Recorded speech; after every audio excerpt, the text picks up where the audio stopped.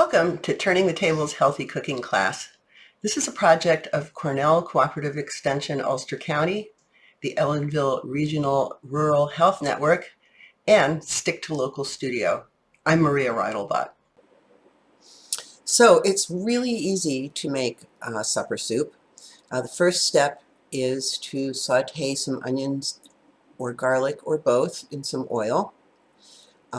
The second step is then to add some stock, to add some tomatoes, a little salt and pepper, to add any whole grains that you're using, and lentils if you're using lentils.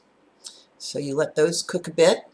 The third step then is to add your vegetables, fresh vegetables, mushrooms, some canned beans if you're using them. Keep simmering until all that is done. And then the fourth step, serve it forth into a bowl, sprinkle with some fresh herbs or a little cheese or whatever else your heart desires. Here are a few carrots, also in the umbelliferae family, some brown rice, some green lentils, a can of tomatoes. Also, we've got a little bit of instant bouillon. We've got some salt and pepper. We've got some oil, sunflower oil, and as far as equipment goes, we've got just a couple of knives, a chef's knife and a paring knife. We've got a nice cast iron pot, but you can use any kind of cooking pot with a lid. And here we go. First job is to clean the vegetables. This celeriac root came right from the farm, and it has some gnarly roots on it, so it is very dirty. I am going to clean that ferociously with a scrub brush to get as much of that dirt off as I can. And the other vegetables really only need a rinse. So I'm going over to the sink and I'm going to give everything a good wash down. So the next step is I'm going to just trim off the leaves off the celeriac root and off of the kohlrabi. Those are going to go into the compost. And the first step is to saute onions or garlic in some oil. So I'm going to peel the onion, chop it into bite-sized pieces. I'm going to take off the stem end, the root end, and then the stem end. Peel the papery skin off.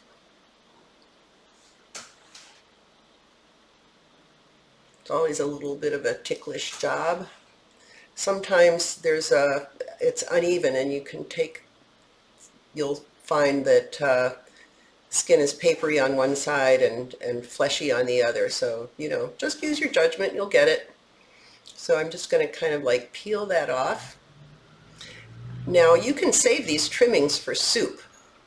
There's lots of flavor in those onion skins and carrot parings and other things. So you can put them in a bowl and then put them in a plastic bag and put them in your freezer, save them up, and when you've got a big bag full, you can make your own vegetable stock. Or add some bones and make chicken or beef or pork stock. They've got lots of flavor and it's better than wasting them. So there we go, saving those onion skins. And the way that I like to cut onions is I like to cut them down the middle, right through the core, and then slice them. And onions are particularly neat because they're kind of pre-sliced inside because they've got those layers. So then I just slice them crosswise, and that way they're all in bite-sized pieces without any kind of random hacking. I mean, if you're in the mood for random hacking, you could do that, but this is quicker and easier. Plus, you can kind of show off your mad knife skills. Make sure your knife is sharp. That's going to really help. There we go. We've got those 2 onions chopped up nice and quickly. Onions really keep a long time, so it's good to have a bag of them on hand. Store them someplace cool and dry. Don't need to be in the fridge. So I've got those onions all chopped up. I'm going to put them in my pot, get them started. I'm going to add a little bit of sunflower oil. This happens to be local Hudson Valley sunflower oil. It's pricey, but what I did was a friend of mine and I went in on a gallon of it and split it up, and it's much less expensive that way. So, and it really, sunflower oil tastes great. So here we go. The onions go into the pot, and I'm going to give that a stir just to distribute everything. And I've got that over medium-high heat. Now, while that's cooking, I am going to work on the other vegetables. Now, here's a kohlrabi, and you may not be familiar with this vegetable, but it's a really, really nice vegetable. Farmers like it because it's easy to grow and it gets ripe early in the summer, but you can also grow it through the fall. It's crispy, it's juicy, you can eat it raw, you can eat it cooked. It's really a nice, versatile vegetable all year round.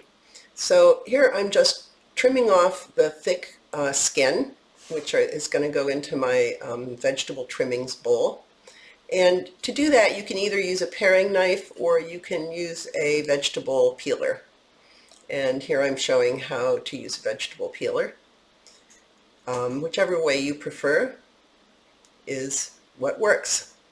So I'm getting all of that peel off.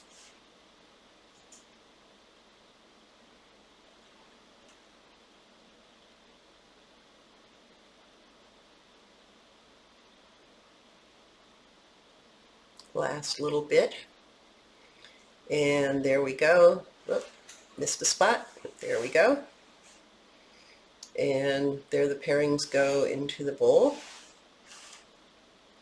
All set here. Now this is like a big crisp ball. Give those onions a stir. You can see they're bubbling away there. They're starting to smell really good. And now I'm going to cut this kohlrabi up, slice it through, and then again, like the onion, I'm just cutting it in slices. I'm going to give it a little taste because I want to see how sweet it is, and just because I want a snack. Put some salt on it. Yummy.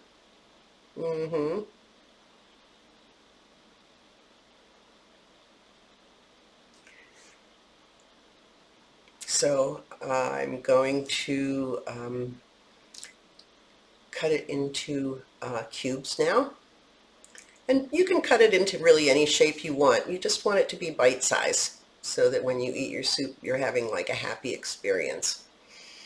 Some of the bigger ones I'm now cutting in half.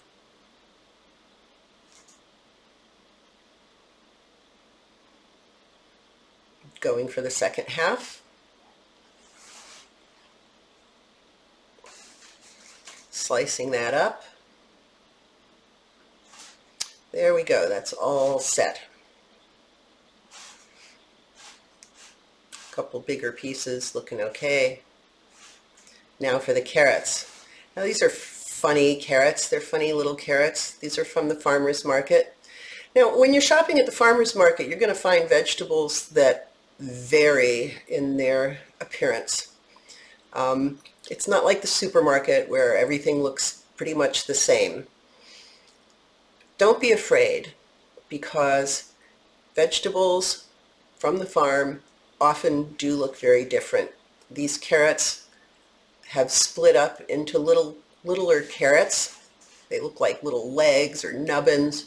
And you know, who knows why? Maybe they hit a rock or something, but they're nothing to be afraid of. It's just a little bit of variety in the vegetable world.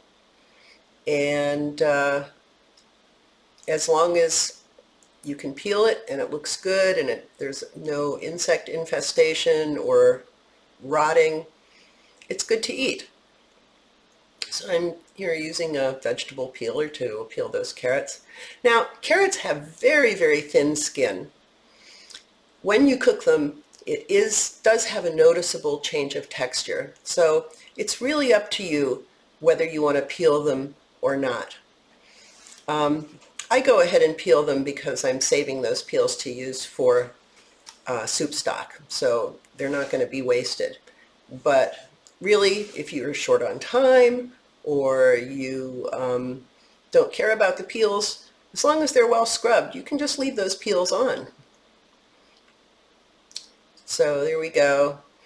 Getting the last bits off into the bowl and cutting off the tip. Now when you're trimming vegetables, you only need to cut off a very small amount. Don't waste by cutting more off than you need. And there are those funny little nubbins.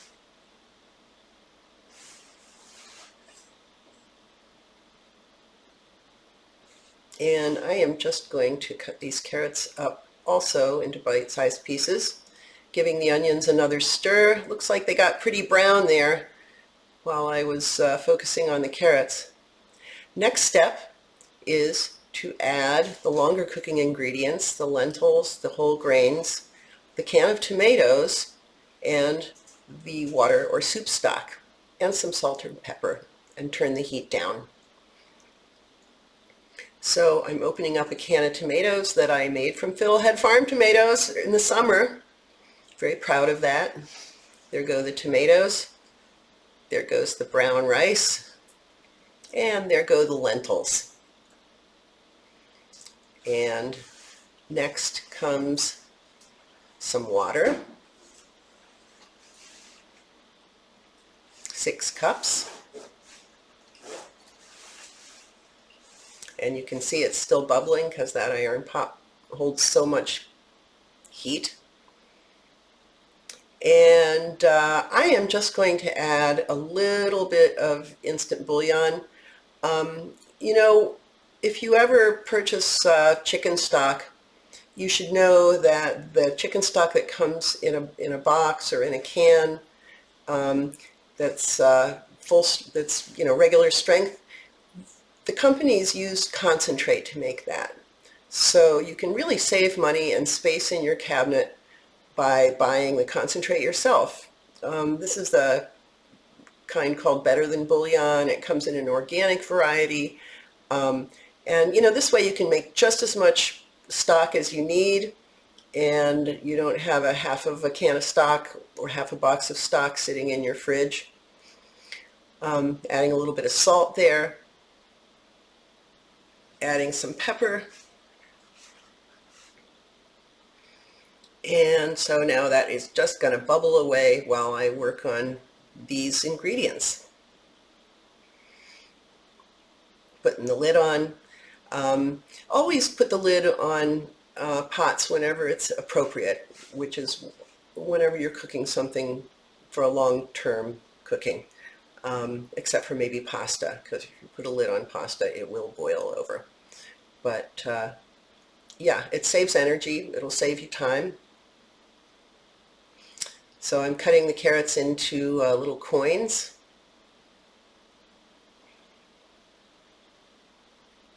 There they go. There goes that tiny little carrot leg. Yarg.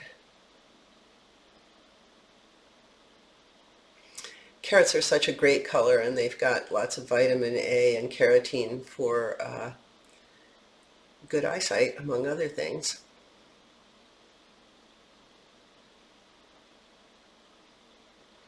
There we go. Of course, kids love carrots, partly for the color, I think.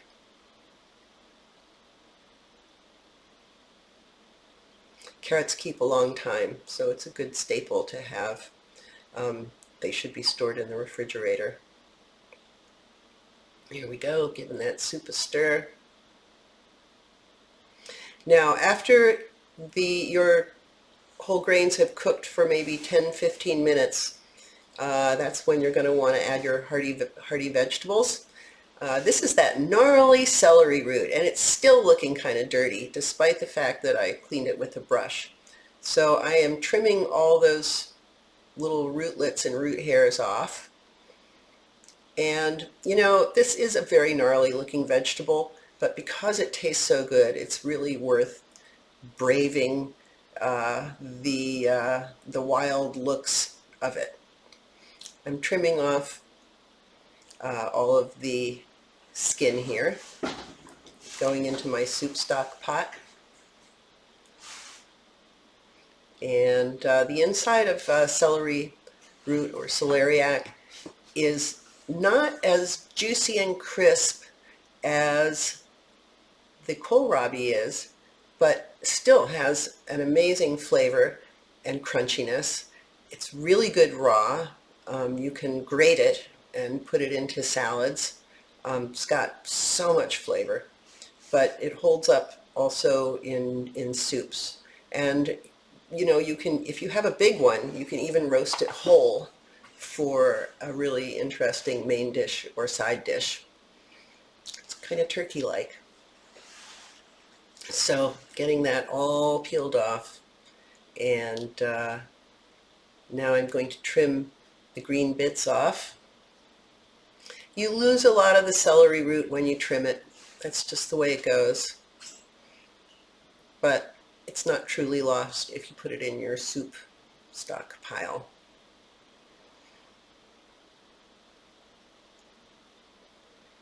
Now I'm going to basically cut this. I gave it another rinse, and I'm going to cut this the way I cut the kohlrabi, just a little thinner because it's a bit denser.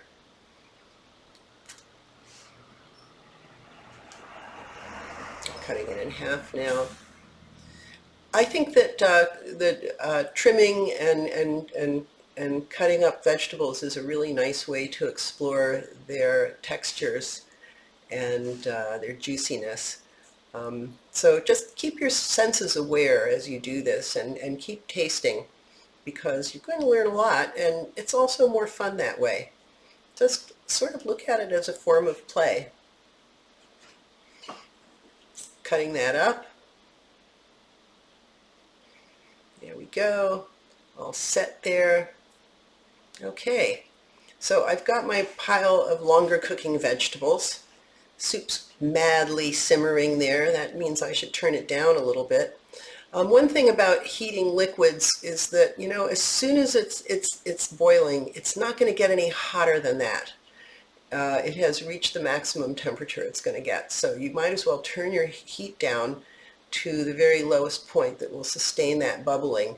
It will save you energy and save you money on your energy bill. And, you know, it will help the earth because you're using less fuel. The next step is to keep simmering.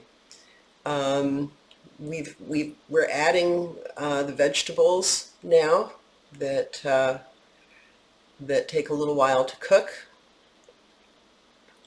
There they go. The lentils and the whole grains are probably about half done, maybe a little more than that. And the way that you can tell is you taste them. And here we go. You should be tasting your cooking all along. You know, it will help you adjust the seasonings, and also will help you learn the rate at which things cook. Because cooking is a lifelong process of learning. I mean, luckily, the entry ramp is pretty easy, but it is amazing because it can really keep you engaged and not bored if you pay attention, and, you know, if you're cooking by the seasons and you're trying out new ingredients and new proportions and that kind of thing. I kind of have a very low threshold of boredom, and I never get bored of cooking. So I'm cleaning up my parsley now. I'm going to add some to the soup at this point, but I'm also saving some for the end so it can be green and uncooked. Chopping that parsley up. Stems went into my soup stock pile. There we go.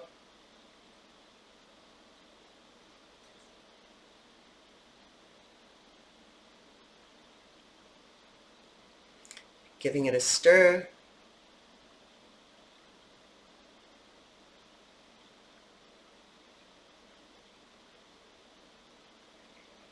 Giving it a taste.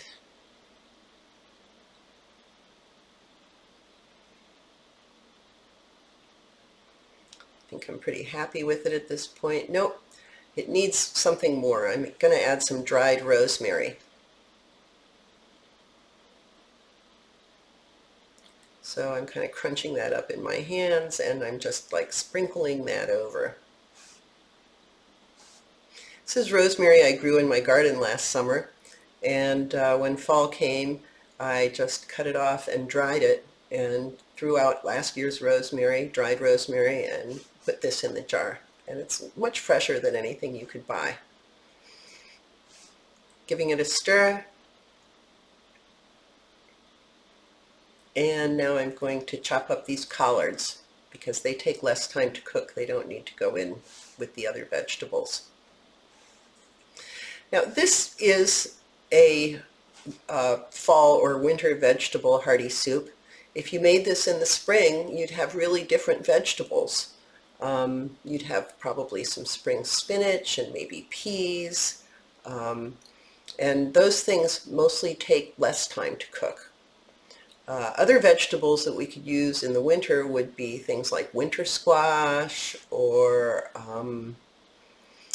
the other brassica family vegetables like cabbage, potatoes,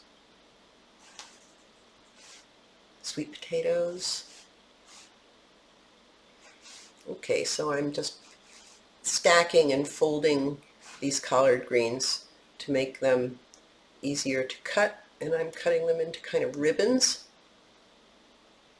Now the southern way of cooking collards is to cook them low and slow, but you don't have to do that. I kind of like them cooked quickly. So I'm going to, wait and add those just before the soup is done. So here we go. You can see it's not bubbling as much because I've turned it down, yet it's still hot, and waiting for those vegetables to get cooked. Now, one of the essential ingredients for a really good supper soup is that can of tomatoes. And why? It's because tomatoes are an especially umami vegetable. Umami is the fifth flavor along with salty, sour, bitter, and sweet. And umami is the taste of meatiness. It's going to give your soup that wonderful mouth fullness. So no matter what the season, you're going to want to add that can of tomatoes, or a few fresh tomatoes if it's summertime. So now I'm chopping up the rest of my parsley for a little sprinkle on top when the soup is done.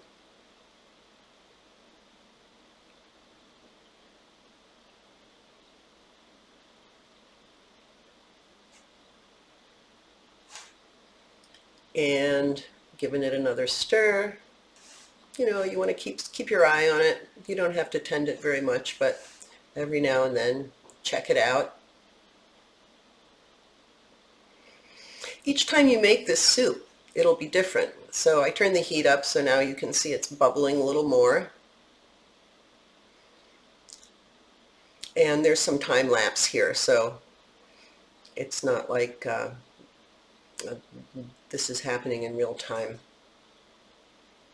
I'm checking out now the vegetables and the lentils and the brown rice to see how they're doing and how done they are. Got a little sample of everything there, and I'm going to let that cool, and then I'm going to taste it. And there's a little bit of celery root, so checking all those guys out.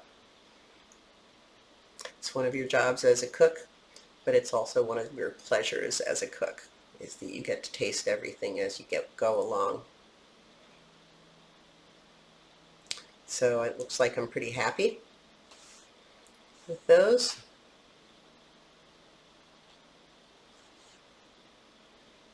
Back in they go. And those are all pretty much done, so I'm adding my collard greens. And collard greens will really only take a few minutes to cook. I'm going to add a little more salt because I can taste that it's not salty enough. You can salt things to taste. Now, salt is something that you don't want an excess of in your diet.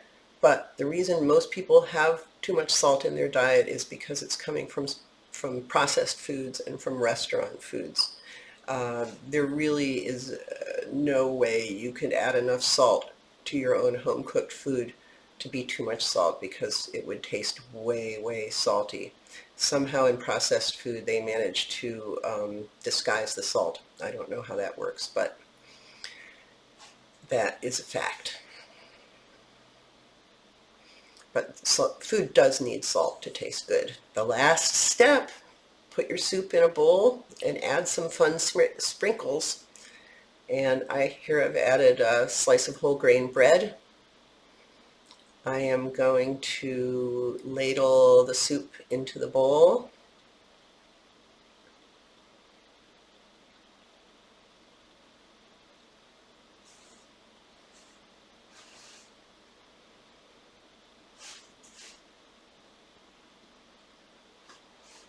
Pretty darn hot. Well, one of the wonderful things about soup is that it's even better on the second day. So when you make soup, make plenty, because you can have it again and you don't have to do any extra cooking. You'll want to refrigerate your leftovers after they've cooled. So I'm going to check this out. It looks delicious. At this point, the house smells really nice because you've got that wonderful soupy fragrance. And yeah, this is a really good soup.